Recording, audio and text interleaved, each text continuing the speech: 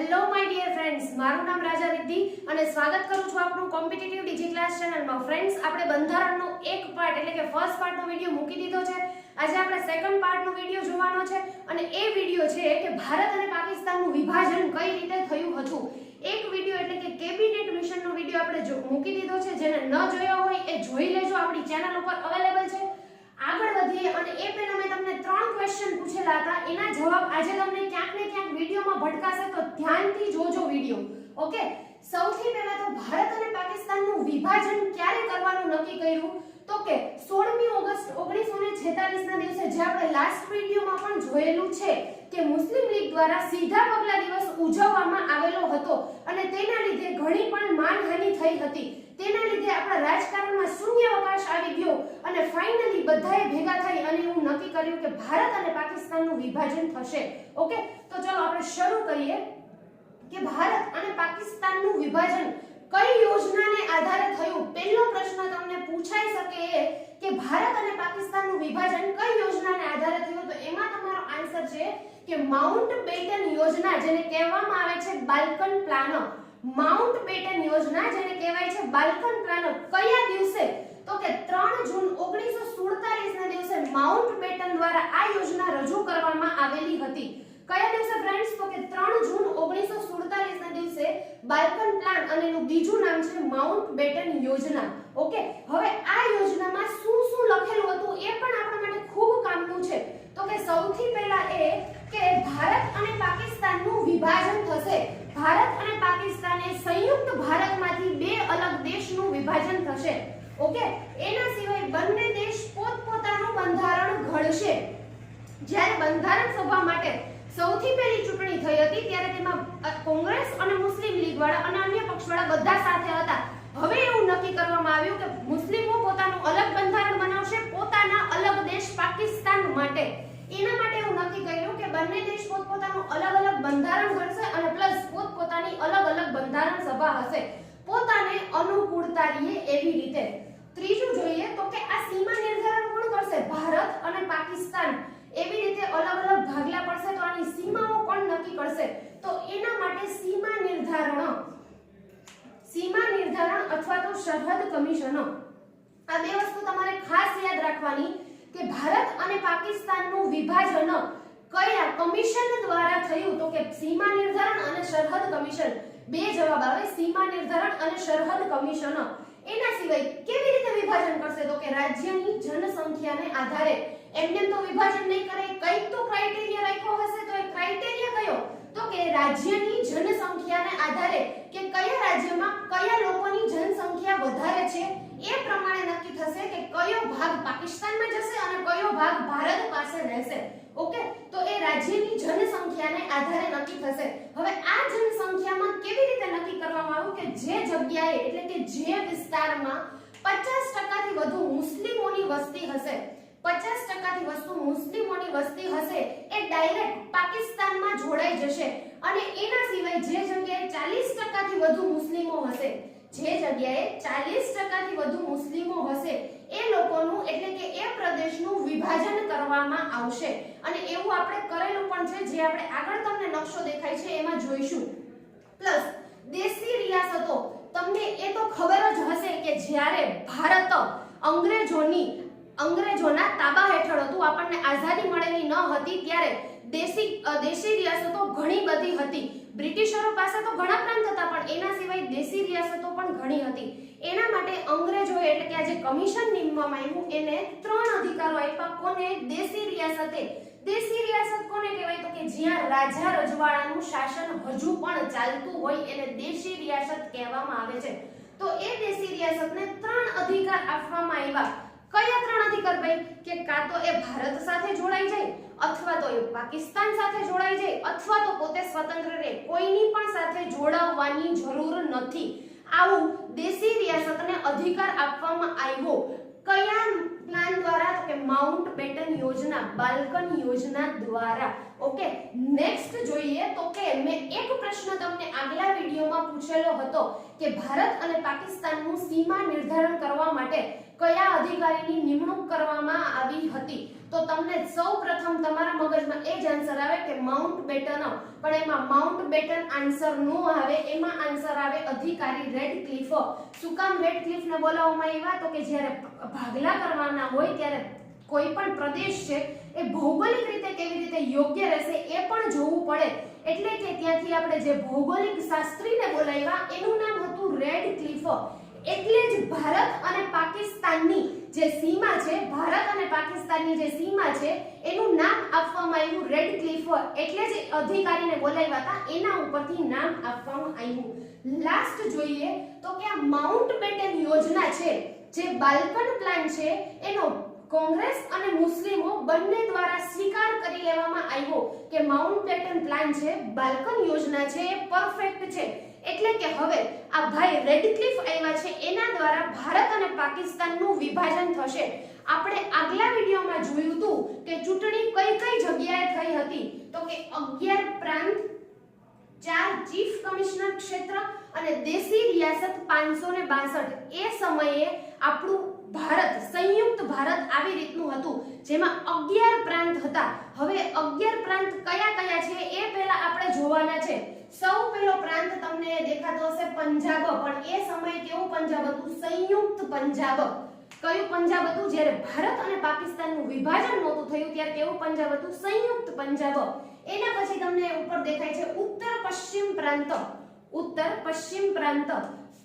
એના પછી છે સિંધ, અને એના સિવાય સંયુક્ત પ્રાંત જેને આપણે હાલમાં યુપી એટલે કે ઉત્તર પ્રદેશ તરીકે ઓળખીએ છીએ, અને જેનું સંયુક્ત પ્રાંતમાંથી યુપી નામ 1950 માં થયેલું છે. ત્યારબાદનું જે ક્ષેત્ર છે એ છે બિહાર, ત્યારબાદ અસમ. અહીંયા જે તમને પૂર્વ બંગાળ અને પશ્ચિમ બંગાળ દેખાય છે, જે પશ્ચિમ બંગાળ છે અત્યારે પણ આપણી પાસે છે, પણ પૂર્વ બંગાળ છે એ આપણે અફઘાનિસ્તાનનો વિસ્તાર આજે જે છે એ પૂર્વ બંગાળમાં ગણવામાં આવે છે. ત્યારે આખે આખું એક બંગાળ હતું. ત્યારબાદનો પ્રાંત છે મધ્ય પ્રાંત, એના સિવાય બોમ્બે અને અહીંયા મદ્રાસ. આવી રીતે અહીંયા ઓડિશા. આવી રીતે આપણા 11 પ્રાંત હતા. કેટલા ટોટલ? 11 પ્રાંત હતા, અને 4 ચીફ કમિશનર ક્ષેત્ર. એ આપણા માટે યાદ રાખવા ખૂબ જરૂરી છે. ચીફ કમિશનર ક્ષેત્ર એટલે શું? તો કે ચીફ કમિશનર ક્ષેત્ર એટલે હાલ ફિલહાલના તમે કેન્દ્ર શાસિત પ્રદેશ ગણી શકો છો.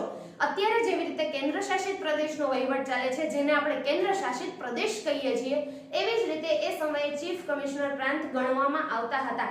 આ 4 ચીફ કમિશનર પ્રાંત એટલે કયા? સૌથી પહેલો જોઈએ ચીફ કમિશનર પ્રાંત, જેનું નામ હતું દિલ્હી, જે આજે આપણી ભારત દેશની રાજધાની છે. બીજો છે અહીંયા જે આપણે પાકિસ્તાનને આપી દીધો એ છે બલુચિસ્તાન. બીજું ચીફ કમિશનર પ્રાંત છે બલુચિસ્તાન. ત્રીજું તમને અહીંયા ચીફ કમિશનર પ્રાંત દેખાય છે, અને એના સિવાય ચોથું ચીફ કમિશનર પ્રાંત છે કુર્ગ. ચોથું ચીફ કમિશનર પ્રાંત કુર્ગ. આમ 4 કુલ ચીફ કમિશનર ક્ષેત્ર હતા. સૌથી પહેલું દિલ્હી જે અહીંયા આવેલું છે, બીજું અહીંયા દેશી રિયાસત હતી એની સાથે ચીફ કમિશનર પ્રાંત હતું, ત્રીજું છે એ બલુચિસ્તાન છે, અને ચોથું છે એ કુર્ગ. ઓકે, હવે આના સિવાયની જે પણ તમને જગ્યા દેખાય છે ત્યાં મેં DR એવું લખેલું છે, એનો મીનિંગ એવો થાય છે કે આ બધી દેશી રિયાસતો છે. કેવી? તો કે દેશી રિયાસતો હતી, જે આપણે 562 ગણીએ છીએ. હવે વિભાજન થશે તો પ્રાંત અને ચીફ કમિશનર ક્ષેત્રનું જ થશે.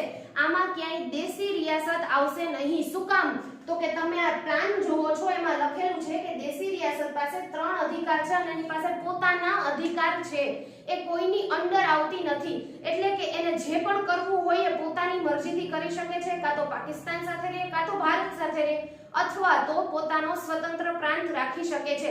એટલે દેશી રિયાસતના ક્યાંય પણ ભાગલા પડશે નહીં. પણ આપણે એ જોવાનું રહ્યું કે આપણે આપણા સંયુક્ત પ્રાંતમાંથી પાકિસ્તાનમાં કયા કયા વિસ્તારો આપેલા છે. તો ચલો હવે એ જોઈએ. સૌથી પહેલા તો અહીંયા ઉત્તર પશ્ચિમ પ્રાંત દેખાય છે. હવે આ ઉત્તર પશ્ચિમ પ્રાંત આપણે પાકિસ્તાનને કેવી રીતે આપ્યો? તો એના માટે તમારે આ યાદ રાખવું પડશે કે જ્યાં જે જગ્યાએ 50% થી વધારે મુસ્લિમો હશે એ પ્રાંત આપણે ડાયરેક્ટ કોને આપી દેવાના છે? પાકિસ્તાનને. અને જે જગ્યાએ 40% થી વધુ વસ્તી હશે, 40% થી વધુ મુસ્લિમોની વસ્તી હશે, એના 2 ભાગ પડશે. તો ચલો જોઈએ કે આખા પ્રાંત આપણે કયા કયા આપી દીધા. તો કે ઉત્તર પશ્ચિમ પ્રાંત, બીજો છે સિંધ. એક ઉત્તર પશ્ચિમ પ્રાંત, બીજો છે સિંધ અને ત્રીજું છે, હવે આપણે ભાગ પાડીએ છીએ. હવે આપણે ભાગ પાડીશું. પૂર્વ બંગાળ અને પશ્ચિમ બંગાળ એ સમયે આવી રીતે હતું. એમાંથી આપણે પશ્ચિમ બંગાળ પાકિસ્તાનને આપી દીધું અને પૂર્વ બંગાળ આપણી પાસે રાખ્યું. શું કામ? તો કે ત્યાં 40% થી વધુ મુસ્લિમોની વસ્તી હતી. એના સિવાય તમે જોઈ શકો છો આખા બંગાળમાંથી પૂર્વ બંગાળ આપણે પાકિસ્તાનને આપી દીધું અને આપણી પાસે કયો પ્રાંત રહ્યો? પશ્ચિમ બંગાળ. ઓકે, એટલે જ આપણે હાલ ફિલહાલ પણ એ પૂર્વ બાજુ આવેલું છે, છતાંય આપણે એને નામ આપ્યું છે પશ્ચિમ બંગાળ. 2018 માં આપણે એનું નામ ફેરવું છે બાંગ્લા. શું કામ? તો કે કોઈ પણ બિલ છે એ ત્યાં પશ્ચિમ બંગાળ પાછળ વયું જતું, એટલા માટે આપણે એનું નામ ફેરવીને બાંગ્લા કર્યું છે, પણ આપણે ઓળખીએ છીએ તો હાલ ફિલહાલ પણ પશ્ચિમ બંગાળ. ઓકે, હવે એના સિવાય આ જગ્યા તમે જુઓ છો તો એ છે એક ચીફ કમિશનર પ્રાંત. આ આપણને ખાસ પૂછાઈ શકે કે આઝાદી પહેલા એક ચીફ કમિશનર પ્રાંત જે આપણે પાકિસ્તાનને આપી દીધું એનું નામ શું છે? તો એ છે બલુચિસ્તાન. કયું છે ફ્રેન્ડ્સ? બલુચિસ્તાન. ઓકે, અને એના સિવાય એક આસામમાં આવેલો નાનકડો વિસ્તાર જ્યાં મુસ્લિમોની વસ્તી વધુ હતી, તેથી એ પણ આપણે પાકિસ્તાનને આપેલો હતો અને એ કયો છે? સિલહટ પ્રાંત, સિલહટનો વિસ્તાર. ડન ફ્રેન્ડ્સ, તો આવી રીતે આપણે ભારત અને પાકિસ્તાનનું વિભાજન કરેલું હતું. હવે જ્યારે ભારત અને પાકિસ્તાનનું વિભાજન નહોતું થયેલું ત્યારે ભારત ક્યાંથી ક્યાં સુધી ફેલાયેલું હતું? તો કે પાકિસ્તાનથી મ્યાનમાર સુધી, પાકિસ્તાનથી મ્યાનમાર સુધી અને તિબ્બતથી શ્રીલંકાના છેડા સુધી. પાકિસ્તાનથી મ્યાનમાર સુધી અને તિબ્બતથી શ્રીલંકાના છેડા સુધી. આજના વિડિયોમાં આપણે શું જોયું? તો કે ભારત અને પાકિસ્તાનનું વિભાજન કેવી રીતે થયું, કયા પ્લાન દ્વારા થયું, કયા અધિકારી દ્વારા કરવામાં આવ્યું અને કયા પ્રાંત હતા જેના બે ભાગ પાડ્યા, અથવા તો કયા પ્રાંત જે આપણે ડાયરેક્ટ પાકિસ્તાનને આપી દીધા. તો એવા માત્ર બે પ્રાંત છે જે આપણે આખા પાકિસ્તાનને આપી દીધા. એ કયા? તો કે ઉત્તર પશ્ચિમ પ્રાંત અને સિંધ. ઉત્તર પશ્ચિમ પ્રાંત અને સિંધ. અને એના સિવાય જેના બે ભાગ પડ્યા એ છે પશ્ચિમ પંજાબ અને પૂર્વ બંગાળ. અને એના સિવાય એક ચીફ કમિશનર પ્રાંત એ છે બલુચિસ્તાન જે આપણે પાકિસ્તાનને આપ્યું અને આસામનો એક નાનકડો વિસ્તાર જેનું નામ છે સિલહટ વિસ્તાર. Okay friends, done. આવી રીતે ભારત અને પાકિસ્તાનનું વિભાજન થયેલું છે. નેક્સ્ટ વિડિયોમાં આપણે નેક્સ્ટ વિડિયોમાં આપણે શું જોઈશું? તો કે બ્રિટિશ શાસનનો ભારત માટેનો સૌથી છેલ્લો એક્ટ, બ્રિટિશ શાસનનો ભારત માટેનો સૌથી છેલ્લો એક્ટ એટલે કે ભારત શાસન અધિનિયમ 1947 એ આપણે જોઈશું. ઓકે, નેક્સ્ટ વિડિયોમાં એ આવી જશે. સૌથી પહેલા આ વિડિયો જોઈ લેજો. જો આગલો વિડિયો ન જોયો હોય તો એ પણ જોઈ લેજો. અને ફ્રેન્ડ્સ, આ વિડિયોને લાઈક કરો, શેર કરો અને સબસ્ક્રાઇબ કરો. તમારા વધુને વધુ ફ્રેન્ડ પાસે આ વિડિયો પહોંચે એવી શક્યતા વધારો. Thank you so much friends.